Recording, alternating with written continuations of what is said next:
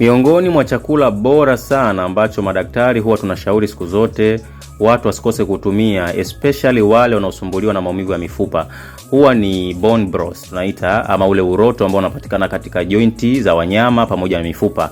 Ikiwa ni mtu ambaye unasumbuliwa na changamoto, hakikisha unatumia. Kuna baadhi ya nchi kama vile China, Japan pamoja na Korea, wenzetu wanatumia kama sehemu zao za maisha, kwa sababu wale wanalinda afya kuliko kitu kingine chochote, kwa sababu wanajua miongoni mwa rasilimali muhimu ni afya zao. Kwa hiyo ukizitumia hizi zitakusaidia sana, zitakukinga na magonjwa mengi, zitakukinga na changamoto nyingi za mifupa, kwa sababu actually zina chondroitin ambayo inasaidia kujenga na kuimarisha gegedu, lakini kukuepusha na maumivu ya mifupa kwa sababu pia ina glucosamine. Kwa hiyo kama ni mtu ambaye unasumbuliwa na hizo changamoto, basi usikose kutumia vyakula kama hivi. Watu hutumia pesa nyingi kuweza kuafford.